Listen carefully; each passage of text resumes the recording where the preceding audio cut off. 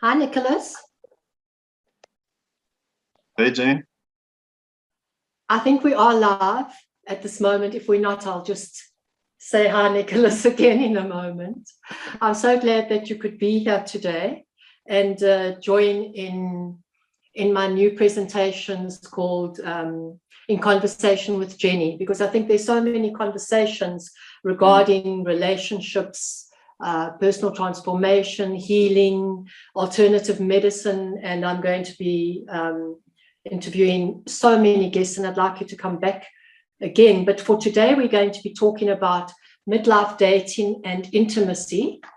And I know that's part of your speciality. You work with a lot of people in your groups, and you have a huge social media footprint.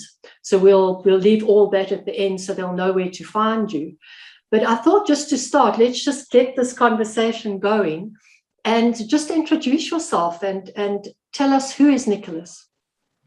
Nicholas is at the moment exploring and experimenting with life at the moment. I'd say my life is an adventure, Jeannie.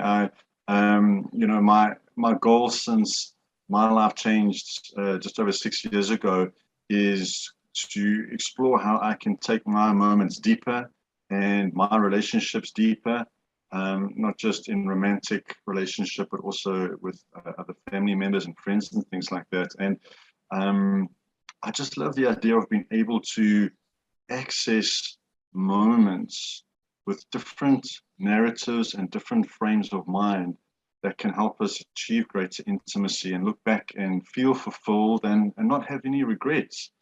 So I'm in a good space at the moment, and I'm happy to say that I'm consciously dating at the moment and enjoying that. And I find that there's a lot of people out there who, particularly at this age group, struggle with the right idea of what it means to be dating and how to go about doing that. In other words, what is the framework to perhaps look at that would be considered healthy. A lot of the guys that we work with are in a lot of toxic situations, unfortunately. It's almost as if, when you get to a certain age, I noticed that after 40, it's almost like the doors just open to all the old suppressed emotional stuff that one had been through in life, and how easy that is to project that onto another person at this age. And I'm not talking like a midlife crisis scenario. I'm talking about just, some of the experiences that we have had that we haven't healed from entirely in our earlier relationships and things like that. Because if you are in midlife and you are dating, you've either lost somebody or you've been divorced, and there's a lot going on. There's a lot of complexity, and it's like, how do you get through that to find somebody and find the time and also the energy to have a great intimacy, and not just something that would be a friendship, but something really mind-blowingly great. And I think you just put that too beautifully, because you started off with the word dating consciously. And I Mm. love that, because, Yeah, some people ask me, but what does that even mean?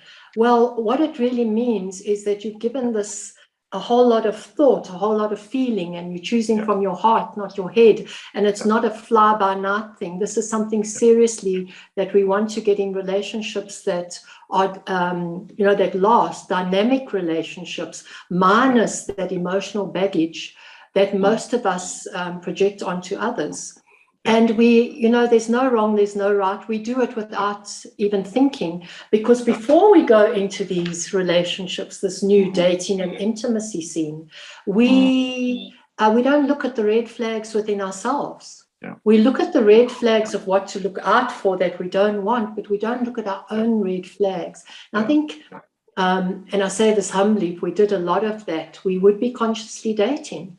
So I yeah, love that, yeah. and well done. Yeah, thanks, man. I think within that word, consciously or consciousness is a big term for a lot of people, and it can be a little bit out there. I think the key word there is intent. Have the intent to do the work that's required to have a fulfilling relationship. And you spoke about the red flags there within oneself. We often just look at the red flags in other people, don't we? So that's a good point that you to have made, because we often also think that we're a little bit more above or more special or entitled in some way to these absolutely like you know, exceptional relationships, but most of that's based in fantasy. And there is the reality of the, you know, the blood, sweat, and tears relating that people, you know, and I think that social media has a big part to play in that, you know. And I mean, I was chatting to my girls about this the other day, about Instagram in particular, and just how often women get bombarded by images of how they're supposed to be looking as women.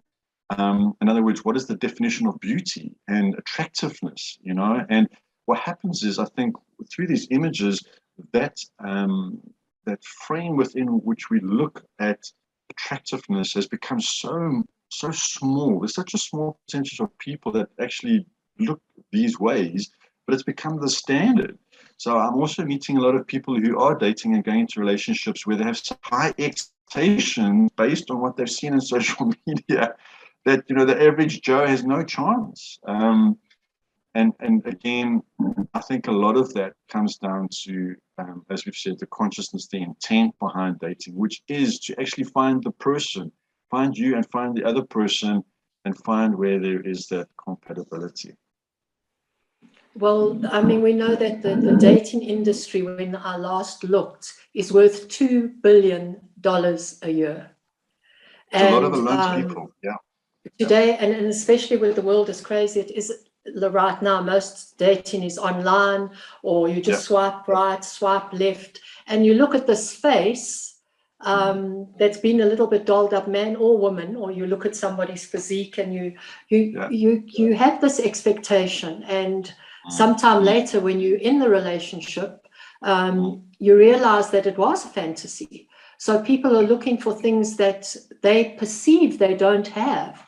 It's like going to what we call in South Africa Pick and Pay, but maybe, you know, in Europe it would be Walmart, or in the States and Marks and Spencer in England. And you're in an aisle and you're actually looking for what you don't have. You're looking for sensuality, sexuality, you're looking for beauty, you're looking for comfort or kindness or compassion. And it's those things that you're really looking for yourself.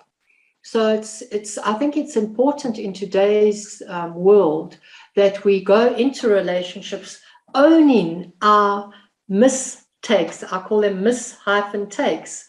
And owning our mistakes, owning our life. We've all had a life up to that point. Otherwise, we wouldn't be going into another relationship. And we don't have to apologize for being who we are. We just have to be honest. This is who I am. This is how I look. This is the age I am. You know, even as it gets older, at any age you can date and have intimacy, according to what is going to be satisfying for you. So I had a question for you, and it was, what would be a red flag, you know, going out into the dating industry, man or woman? What should they look out for? I think it's about, you know, vetting for that emotional maturity. I think, you know, the majority of the clients I work with are ladies, and their biggest gripe is, you know, emotionally unavailable men.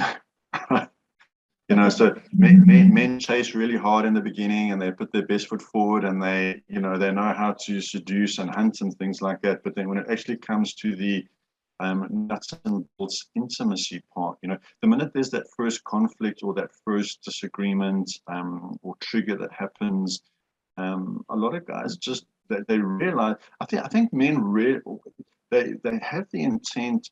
Look, we're all human beings. We want connection, physical contact, intimacy, but I don't think there are a lot of emotionally available people in that dating spectrum that people are expecting, just because of what so many men go through out there. And I think a big red flag is looking for emotional maturity with regards to how is this man meeting me in communication. As you said, being honest. I like to call it being brutally honest, because it is about being brutally honest. You know, and I think, Jen, I think that what we have to put out there too is, fuck it, man. we don't have time, you know, we don't have time to like go out there and put on masks and things like that. And, you know, it's like, let's get to like who we are right up front. We don't have to interview each other and go totally crazy like that and put each other on trial. But, you know, it's like, this is who I am, and this is what I want. So I think, so the first red flag is emotional maturity. Second one is, if you're looking at somebody who isn't very clear on what they want, you know, in other words, it's very wishy-washy. That for me is a very big red flag, because what happens there is we can all find and experience amazing attraction and chemistry, but what makes that longer-term committed relationship happen, if that's what people are looking for, is that word compatibility. And it's within compatibility that we look for things like shared values, you know, blending our lifestyles and things like that, emotional maturity, as we've said. So you want to be able to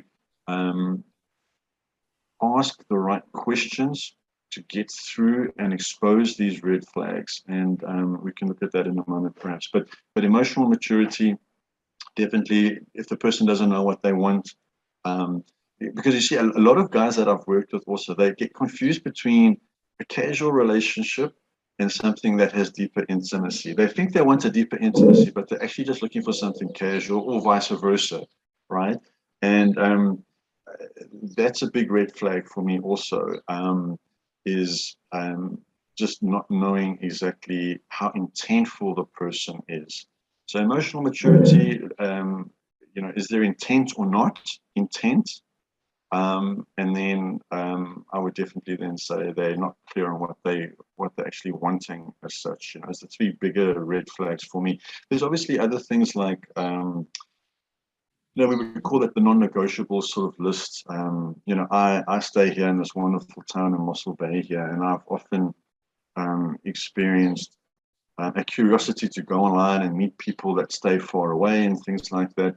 But one of my big red flags that has come up is if I start communicating with somebody, if they're out of my radius, so to speak, that for me is a red flag.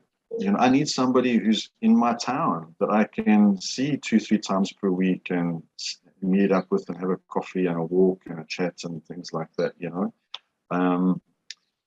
So, yeah, the red flag thing, you know, they say, I think it's the Gottman guys, right? They say that within the first 3 months of dating somebody, the red flags are all there. We just don't see them because we're so infatuated with the person, you know? Yeah, I think that's totally right. And the Gottman brothers, I think they're brothers, did say that. And we meet people, and in the first 30 seconds, you already know, you know, there's something, well, this just is not really working for me. And you know, you say, oh, no, that's fine. Or maybe I could fix that. Maybe you could fly from London twice a year, or maybe you could fly from Cape Town in our, you know, and come and spend 2 days. And we're already putting things into the relationships that are going to strain it. Yeah. Because we will be checking, where are you? How far are you away? When are you coming? What are the restrictions? And so I think you're quite right there. We do need values and boundaries up front. And for instance, look, I work with a lot of women and men, and their values that they want in other people are sometimes something like tall, George Clooney looking, availability, not married, divorced, whatever, but they don't say, I'd like them to be financially independent, I'd like them to be emotionally mature, I'd like somebody with or without children. Because that also, it's a big thing in dating today, and with or without what we call emotional or other baggage. You know, are they divorced? Are they actually available? And I get the thing about men, you know, wanting, as you said just now, the chase is there, the hunt, and women love that. I mean, there's nothing nicer than somebody paying you this whole lot of attention. But in that, you're not really looking for any red flags. You hear in your own, well, for me, it would be feeling them.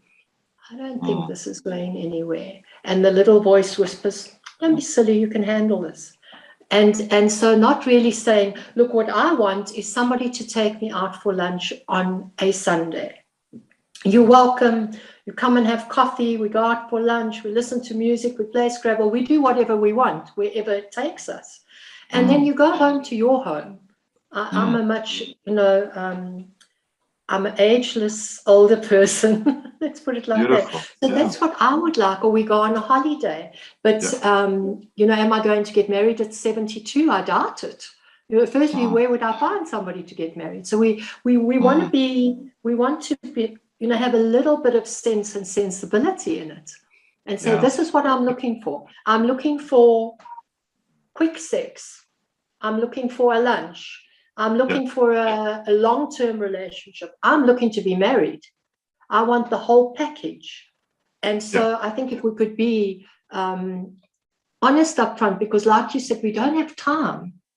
It's already Wednesday, and when I looked, it was only Monday, and then it's going to be the weekend. And so we go into that. And so rather to be, upfront, and I think that's why dating online is so popular, because it's swipe left, swipe right. Can we meet? Coffee and whatever comes after that. But I think the two of us are in the healing game, and we work with people emotionally, spiritually, in all areas of their life. And so we're more on, how you're looking at yourself. Where are you? Before you even go out there and say, hi. One thing I really heard when you spoke just now was, fish in your own pond. You saying, I want to meet somebody. I live in a small town, beautiful town you live in Mossel Bay. I'd like somebody in the surrounds that I can have a coffee or invite home, or, meet my children, or whatever it is for you. So also long distance relationships, I tend to agree with you. It's very difficult. You're looking for hardship. You see, the problem with that I found, and can't recall where I was researching some of this stuff, because I kept, being confused about my own sort of lack of follow through with a lot of that. I often thought that I'm very committed with my kids, and maybe I don't have the energy. And what I mean is, with like the longer distance, to actually, commit by meeting up with the person ultimately, right? And what I realized was I was in the Woolies queue, busy paying for my meal, right? The Woolies queue, right? There's all the damn sweets and nice things. And I mean, there's like this, the Woolies queue is like 100 meters, man. It's not like just 5 meters, and it's full always, right? And you get so distracted, and you get so, and so I think with the swiping right movement and the apps and things like that, it is like going into that queue, and you see all these delicious things. And what I found is that men don't bond through long distance type setups. We enjoy the flavors, and we enjoy and this is just being upfront about it and being honest, and I've seen with guys as well, is that men bond through activity, through physical activity, and being with somebody who is involved in their lives around meeting their friends and perhaps their family and doing fun things together. I've seen that with guys. Men don't bond online. Men get off online. And I've seen it with women also. I'm sure you've worked with some ladies. Just recently now, I've had a lady that I was working with. She was ripped off close to 100,000 rand by a guy online that she's never met. But he, was in playing the victim here, playing the victim then, and then once they, he knows exactly what to say to her and how to make her feel. Like you're saying, he chased her, he hunted her, and she felt safe with him online and stuff. And then, oh, my car's broken down. Do you have 5,000 rand? Or do you have this? And do you have that? And now she's 100,000 rand in the red with a man that she's never met, and she's never going to meet the guy. He's just draining her. But yet, you see, she's connected. Women, I find, connect very easily through words, and through stories, and their emotions being activated and things. Men don't, So that for me is a big red flag for our listeners out there. Is just be aware of that, And that's why so many people are unhappy online and with long distance type things. It's just because the men don't generally bond that way. So can I flip that? How do they bond? Yes. How would you- Yeah, so, again, as I was saying, men bond through mutual activity. In other words, actually being in the presence of that woman. I think women forget that men have a very sensual side too, and of course we are very visual and tactile also. And, when we see the person and we can give them a hug and a kiss and things like that, and we go and do things together and we can see her and we can pick up her vibe and her energy and what she has to offer. How does she support me? How does she do this? How does she do that? In real time activity. How receptive is she to me? How open is she to me? If I suggest this place or that place, I had an argument with a woman last week. She believes in being independent and very strong and doing things for herself, and wonderful, right? I mean, that's absolutely fine. And she was saying how she gets so irritated by, that age-old thing of when she goes out with a guy, he never knows where he's going in the car, and she always has to give the directions, and she's a better driver, and and then and it sounds silly, right? And it's like men should be more open to hearing women give advice and things like that. And I agree with that. But just let me give you this little story here quickly on how men bond with women, okay? And what they're looking for. I remember a while back with Alicia, my late wife, we were going to a wedding, and it was in Pretoria. And it was a 4 p.m. wedding, and of course you don't want to be late for the reception, the actual wedding itself and things. We were in Johannesburg at the time. We left an hour beforehand, but I got us so lost. Like embarrassingly lost.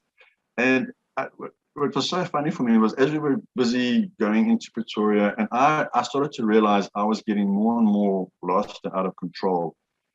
I started to have shame coming up and embarrassment. It's like, what am I going to tell her? I'm actually, because she asked me beforehand, do you know where to go? And I confidently said, I know where to go. Don't worry, I'll get us there on time. Thinking I'll just wing it, right, with my direction. And I didn't know where we were. Now, it was getting closer and closer to 4 o'clock, okay? And it was in winter, so the sun was starting to sink. And I remember pulling over with her and then having to face the music, okay? But listen to the music that she gave back to me, okay? I pulled over and I said to her, my love, I'm so sorry, but I've gotten us terribly lost. Okay. And I was expecting to be scolded, and I was expecting the mother and her to come out and tell this little boy, you naughty, I told you, you should have listened to me. And that she didn't do any of that. You know what she did? She turned to me and she said, my love, that's okay, because look where we are now, right? Look at the sun setting here. Isn't this beautiful? We can have our own we can have our own little 10-minute romantic rendezvous here before we go to the wedding. That's okay, right? And then I knew, wow, okay, that's how I was bonding with her, right? That for me was an indication. You see, that's a real-time experience where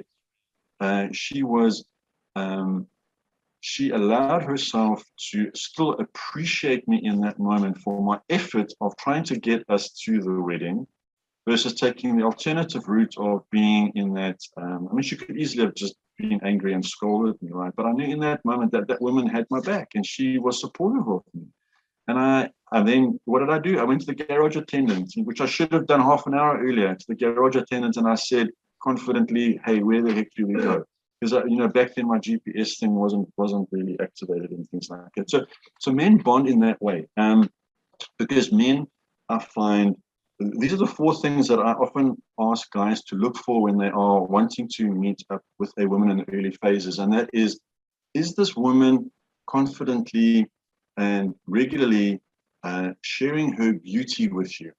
Okay, now that doesn't mean getting undressed in front of you. What that means is she smiling? Is she presenting herself in a way that's attractive? Is she maybe sending you a picture of herself and her support of you and just saying, hey, thinking of you with a lovely smile, right? Or a picture of her new outfit that she's bought.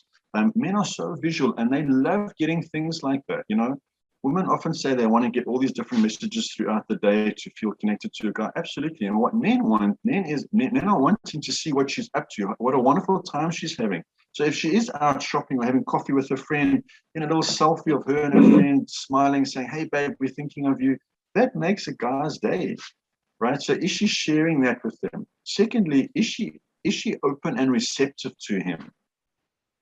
Okay, open and receptive to his plans and his ideas.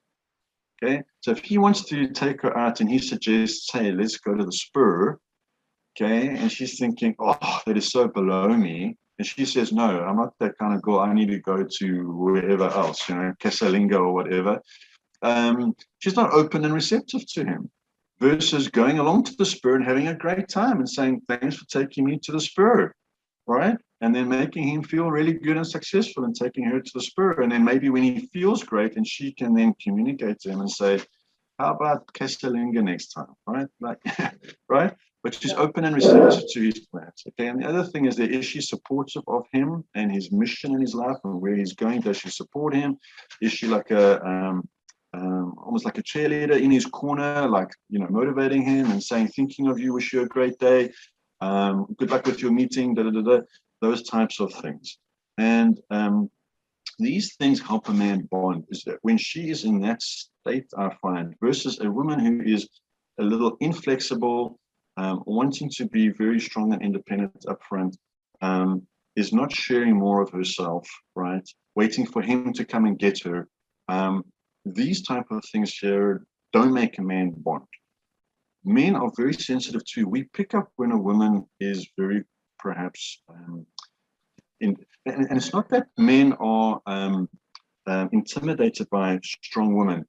We love a strong woman, but we want a strong woman who can be vulnerable at times, right? So that we know that we can impact her life. We can give her something that she can't get on her own, right? So that's what makes us bond with the woman, is knowing that we have a place and that we have a role, we have a job that we can make her happier, right? Great that she's happy, but if we know as men that we can make her happier, and this is why men are so interesting. We focus so much on our resources, okay? And this is often what happens with men, is in the beginning when they chase and they go after somebody, and once they realize that they're getting her, what hits them often is that they go, oh shit, you know what? I don't actually have the resources for this woman's type of lifestyle that she likes, because I've just had this issue at work, or I've just had this happen, or I've got an ex-wife that's draining me every month of my, whatever it may be. Men are so focused on resources, and we bond with the woman that we know we can supply those resources to successfully. And what's happening at the moment is, and which is a good thing, women are very empowered and women are often earning more than men. It's not that we're intimidated by that, but what happens is we don't see where we can contribute to her life. You see, because we're not thinking about the emotional intimacy as men. We often think about, the money, the time, the energy and things like that, which is, guys need to get their heads around that. But to answer your question in a long way, Jen, sorry, I went off a bit. That was actually a beautiful way of, because you've given me some insights. Okay. And as women, we sometimes are, I'll talk about myself. I can't talk for the woman out there, but already, we planning, we visionary, we see things, and we watching the guys, the way they speak to us or come across, or what they, and we're very intuitive in a way. Right. So when I was listening to you, I could see my mind already analyzing, not analyzing, analyzing, not analyzing. So you've actually taught me something. Because just to be, and you're not saying be softer. It's not that you're saying that. It's saying be more vulnerable, be more you, be more in the flow, and go with the flow.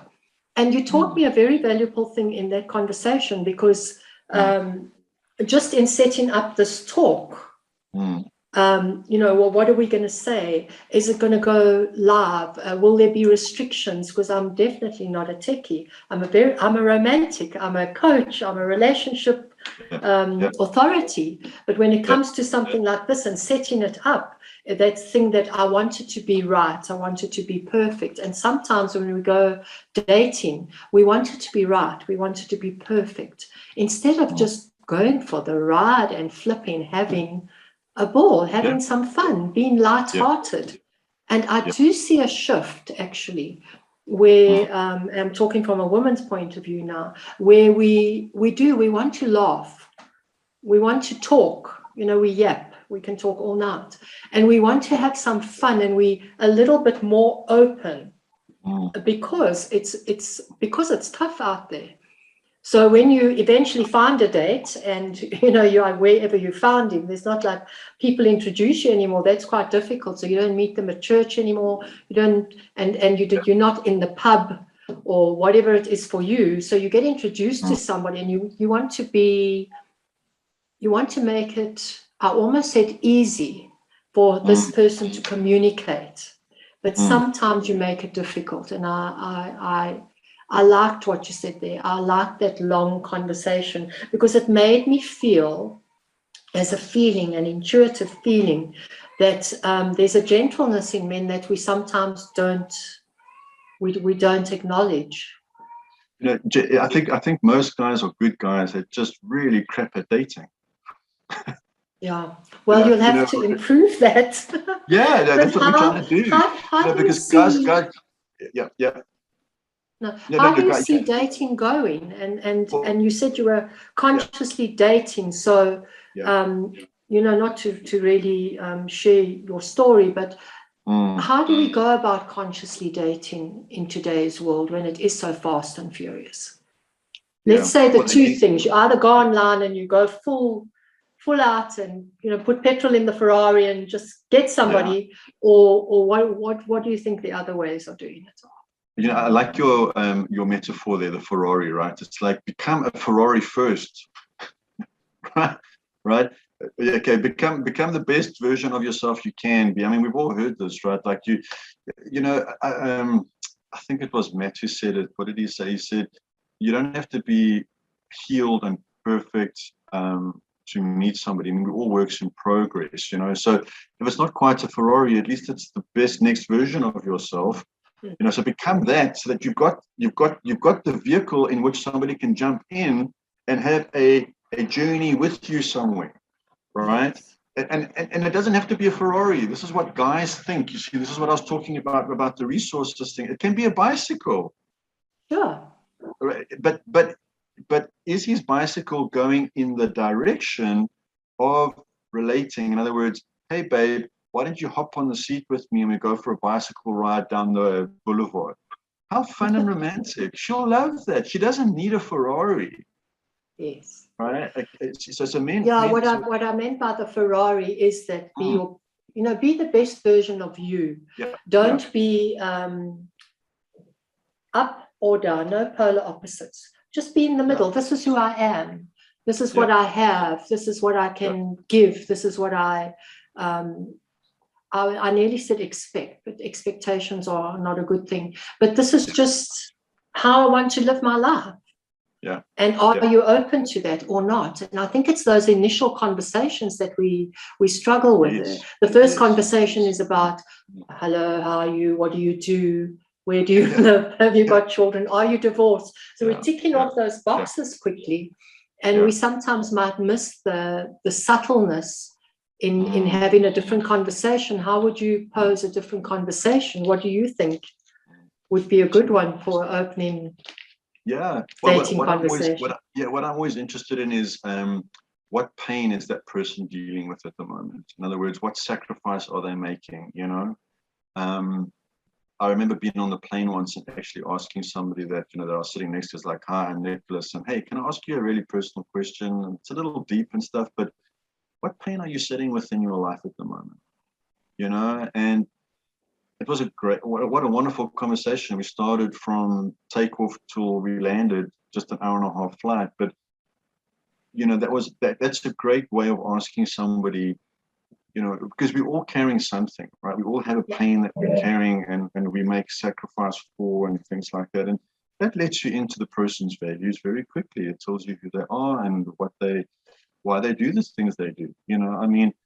For example, a lot of my friends are like, "Oh, Nick, why are you in such a small little town like Mossel Bay?" And it's because this is where I want to bring up my children. So the sacrifice that I make personally of not being in a bigger city, let's say, where there's more fish in that sea, is because my value is my kids and seeing them happy and wonderful. So the pain that I carry is, yes, maybe not having met somebody sooner in a bigger market. But my happiness was seeing my children being happy. So, asking good questions like that. But just to go back to the question on being conscious in the whole dating process there, I think it's about being good starters and good enders. There's that term ghosting and all these other strange terms and things that we hear when people are getting to know each other. And what I work with guys on a lot is if you are with somebody, is be honest, like you said earlier, and let the other people in your life know that that's what's happening. And just say thank you. Nothing wrong with saying thank you, but I don't feel the chemistry with us, but thanks for investing the time. Thank you. And I wish you all the best with your journey to find love. But I'm out. Women appreciate that if men are that honest. Unless she knows where she stands and she knows that you can be honest, right? And so that's a good way to end things if it's not working out versus just, because what I find also is that guys end things so badly and confusingly that so many women get hurt and they get almost bitter, their hearts close because men are not consciously dating.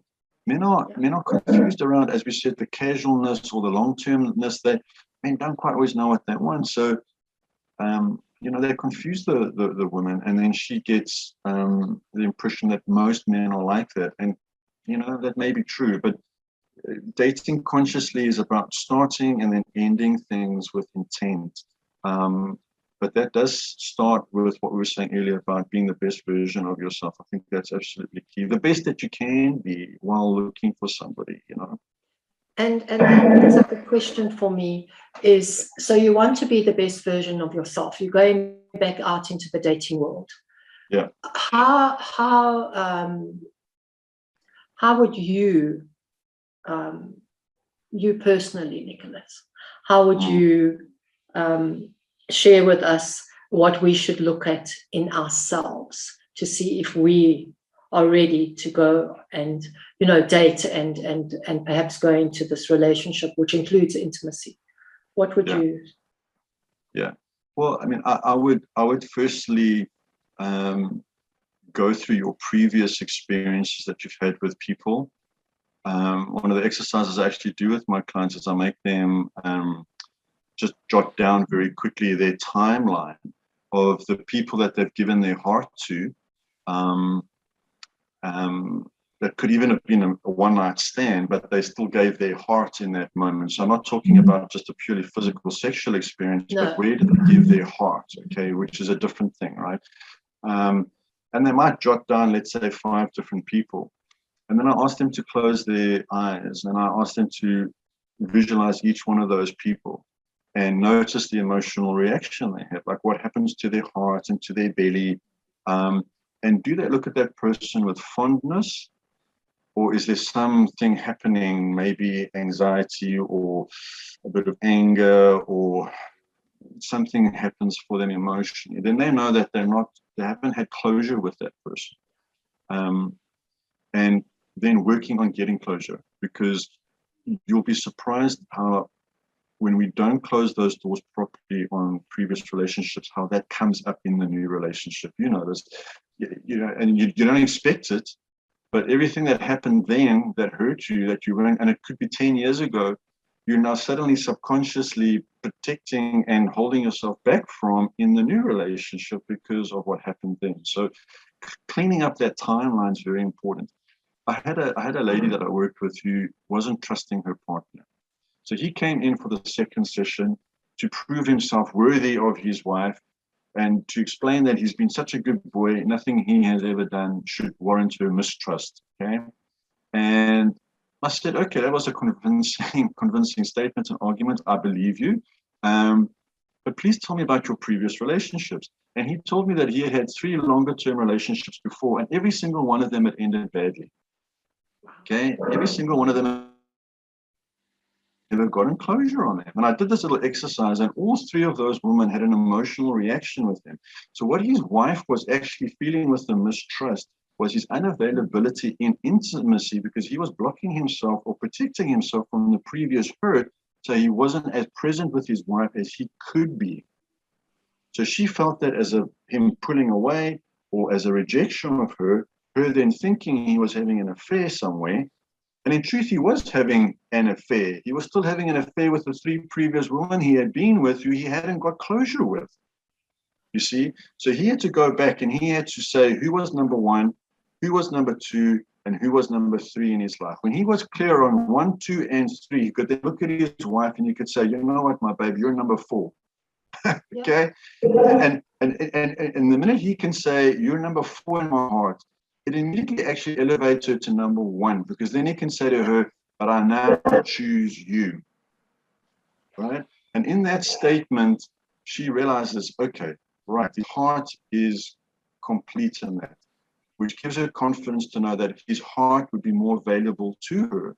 And therefore she could trust that, because she had gotten closure. So, you know, that's a good story to share about going into dating consciously. Is clear up that timeline, get clear also on, like you said, and be realistic about what your offering is. Okay, be realistic about that, right?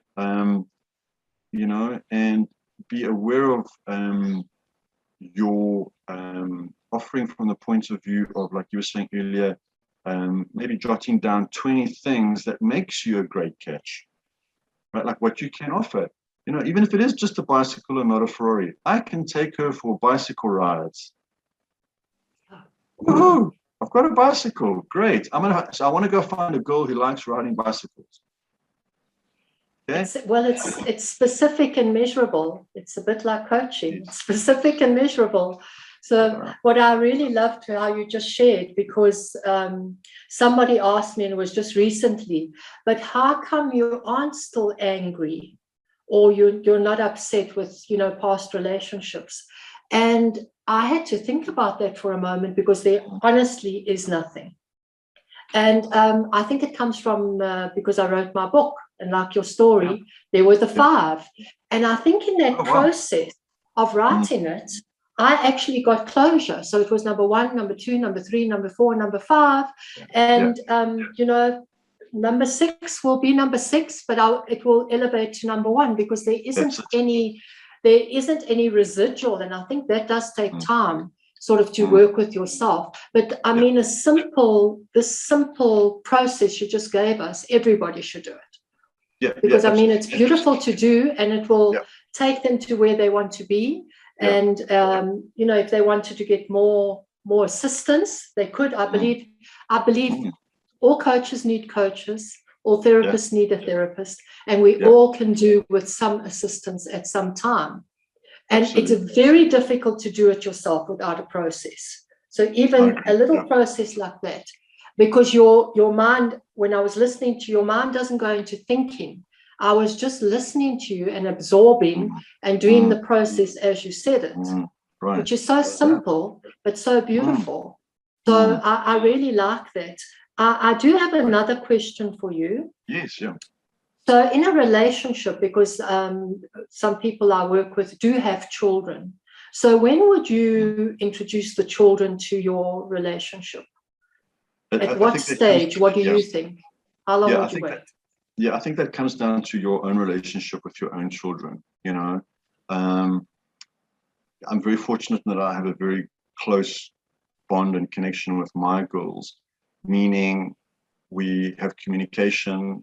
I believe that I am quite aware of where they're at emotionally, each one of them, and also Dad's door is always open for them to come and share, and they do regularly. Every day they tell me their stories, and you know, it's really about giving that 5 minutes of undivided attention and just validating what they're feeling and experiencing, and so they know that the door is open there. And if that's the case, the earlier the better, because you know, you got to ask yourself, why are you protecting the children? right? And that can then go back to, again, those previous relationships we just spoke Okay. about. Yeah. And there's ways to introduce the person to. Obviously, you don't say, hey, this is my new boyfriend or lover or husband to be. You know, it's like it's dad's friend. And depends on the age of the kiddies, obviously, as well. But for me, it always, you know, something that's not on the spot or pressurized as far as meeting up. You know, something that where the kids can play and feel safe, and you meeting up with your friend, and they all get to meet each other. And I mean, my girls have often really given me the most invaluable feedback, stuff that I would never have thought and seen, you know. And yeah, so I would, for me, you see, again, the more complicated we make it and the more problems we create, children are so resilient. I mean, my girls have been brought up without a mother, and they're, you know, I mean, I can't speak more highly of them. They're just incredible. They're resilient. They understand what's going on, and ultimately, at the end of the day, if you have a good connection with the other person and they see you happy, that's all they ultimately want. You know, I mean, my oldest Lucas said that to me, Dad, I just want to see you happy. And she's right. It's wonderful. Like, how more complicated do you want to make it, you know? So if you're not happy, you know, then it's a case of, okay, guys, well, you know, for example, say Sarah and I didn't quite work out and Dad wasn't happy with where things were going, so Dad's ended it with Sarah. Oh, okay, Dad. I love that because you made it so uncomplicated. Yeah. And you're making them bigger than, you're not diminishing their experience of life. Make the kids don't make the kids the parents in that situation, or don't make them the therapist, or don't empower them more than what they need. Yeah, they need live your life, and even when our children are grown up, you know, we shouldn't make them the parents. We should live our life and not, you know, expect them to say what they say, and you can say what you say, but you know, both live your lives as equals in a conversation, and take that very parenting conversation or look, you know, out of the equation. So Nick, should we venture into sex in relationships? Because we said intimacy. What is intimacy? And then let's go into a little conversation in the last 10 minutes about the sex and intimacy. Right. Yeah, great. Okay. So again, you know, if we're looking at sort of like the age group that we are, midlife, dating and things like it, again, I think most of us have had partners and lovers and things like that. So, you know, unless we are completely starved of any physical intimacy, again, I think what we should be looking for is what we spoke about earlier around the red flags. And again, knowing what your intent is. If you're looking for something casual, you can have the most incredible one-night stand that's intimate and connected, and a beautiful exchange of two souls just dancing and uniting under the stars, right? And they're never seeing each other again. I mean, that is, but be clear on that. Yes. You know, and nothing wrong with that. And I think that's the thing, is being guilt-free around those experiences, and also allowing yourself to, as you were saying, flow and feel that that's what you're looking for, you know, or need perhaps. And it's okay to have those needs as well. So know what the intent is there. But if you're looking for that longer-term relationship, I think it's very important that you, you know, have a look at keeping the pace around the revealing of more intimate moments in a way that you can feel comfortable and know that you're feeling safe. I think that's the important things to look for, that safety.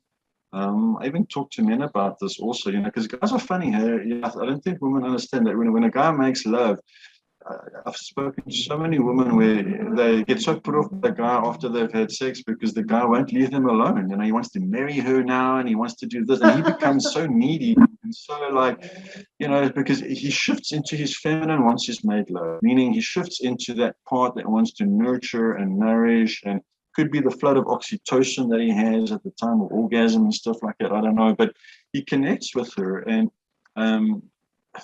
that's dangerous for men too. You know, they need to learn to pace themselves also and get to understand who the person is that they're dating, and and what they're looking for again. So, when it comes to that side of things, I think also what I've experienced just in the clinical side of my practice is understanding what testosterone does for men and what estrogen does for women, and how often men are very depleted in testosterone and lose their drive, and women, have dried up with estrogen. Getting that balance right is very important. I read a study once where a woman needs 20 times more estrogen than a man to feel sexually attracted and to maintain sexual attraction, and a man needs 20 times more testosterone than her to maintain sexual attraction. So she's very busy and active, and her testosterone is generally quite high because she's a very active, independent woman. If he does not have 20 times more testosterone than that, they will hiding to nothing. Pretty much, and not a good hiding, right? I mean, it's going to be I mean, the sex will dwindle out there very quickly. There is a polarity, and people forget that. And it's not about women being subservient to men and he has to have the control. No, but in any sexual act, one is the one doing and the other one is being done to. And it's to get that polarity. One is giving, the other one is receiving, and that can change within the even the love-making session. That giving and receiving can shift and change, but there needs to be that continually. And what happens for a lot of people, I think, is that they just become a mulch and they forget to be separate and as two individuals. And that goes back to, again, of our analogy there around being your best self. And as men, I work with guys on how to raise testosterone naturally, be the best men they can be, so that they can. The thing that I find with the intimacy there, Jen, is men being more honest about and owning their sexuality more. That's what I find, because they too often allow a woman's refusal or rejection to impact them emotionally, and then they start to back down. I've seen that with guys. If they get rejected about 2 or 3 times, okay, when they make an advance, they become very passive, and they just sit there. And then they say to her, "Whatever you want to do, love." Right? That whole saying of like, you want to go out? Whatever you want to do. What restaurant should we go to? Whatever restaurant you want to go to. I mean, how unattractive, right? But it's because when he did suggest the Spur, she said, "To hell with the Spur, I want to go to Casalinga." So intimacy starts in that dance where he makes a plan. Remember I said, is she open and receptive to him? Is she being flexible? In that way, it builds the attraction greatly, and that's where intimacy is built, is in the communication, and it's about getting that polarity right first, outside the bedroom. And men are terrible at that, because the minute they see any sign of strength or independence in women, and I'm sure that the lady listeners will back me on this, the men, it's like the tail goes between their legs. Sorry to the guys who are listening, but I mean, it's about us being able to own our sexuality and say, "Hey, you look so damn attractive tonight.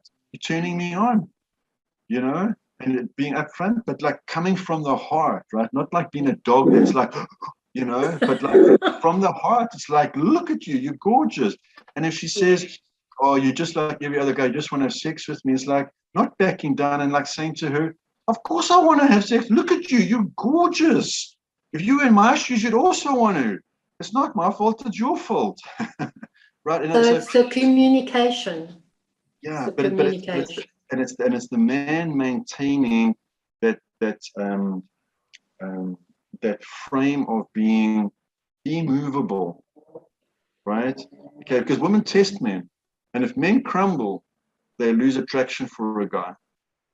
I found that. Okay, so like I gave that example. So we now. reverse that. Shall we reverse that and make it the other way around? What would you say? Help me with that, Jen, if I had to reverse that. So if a woman, men, say, "Well, you look beautiful. I really want you." Because you work with some women. Well, I work with people, men and women, but it's for them to initiate that. They think if I initiate that, they'll think that I want something from them. So now I'll wait until they initiate. So what would you say to women in closing? what kind of words, what kind of actions, besides getting a dancing pole or something to swing around and say, well, here I am, but something subtle. What would you say in closing? Let's give the woman something to hold on to. Thank you. Just a quick point on that whole pole dancing stripper thing here, and I find this, and also with women who really enhance themselves physically and things like that, it often carries a ton of masculine energy. And what happens there is that those kinds of women often attract men who are emotionally very soft and weak. It's interesting that, so women shouldn't think that they have to become these porn stars and strippers and things like that to attract men. Not at all. Not at all. A quality woman, a woman who values herself, who has clear standards and boundaries, because remember, when women have boundaries, they create mystery. Okay, and men love unwrapping that present, right? There's that analogy. Men do love that. Okay, men who go straight to pornography and things like that, they know they are robbing their hearts because they have not earned that amount of power or experience with a woman. It's false. So that's why often men feel terrible after looking at that, right? Because they haven't earned that exposure. And earning that exposure is what we were saying earlier about being a good man, etc. So for women, it's really about understanding that in her femininity, she doesn't have to expose more or do more or say more. It's who she is being. It's being. Men are highly attracted to women who are constantly flowing love through their bodies, who are, if you picture a woman who's just maybe done a dance, for example, right, and her body's in flow and it's moving, and what she does with her body, she's fully clothed, but all the men's jaws are dropping looking at this woman's movement, because men come from a very dark place. Our worlds are so methodical.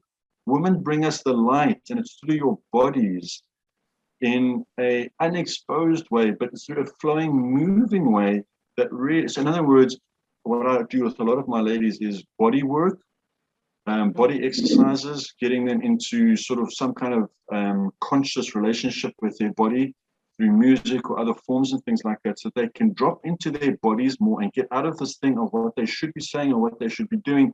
It's more who they should be being. Okay, and that being part is that open, receptive part of them. It's a little bit like that, if you picture a dance where the boys are all lining up on the one side and the girls are all lining up on the other side of the hall there. Imagine being that woman. You're anticipating meeting a guy. You're anticipating being asked to dance. You're anticipating to that man leading you on the dance floor. Who is that woman who dresses up and makes herself attractive and anticipates having a dance on the dance floor? That's who she wants to be when it comes to intimate relationship and relating and dating apps, by the way, okay, versus the woman who has gone to the dance and no guy has shown up. He's useless. He's not asking her to dance. She's just sitting there. Nothing's happening. So she says, bugger this. I'm going to get up and I'm going to go and ask the guy to dance. And then she leads him on the dance floor.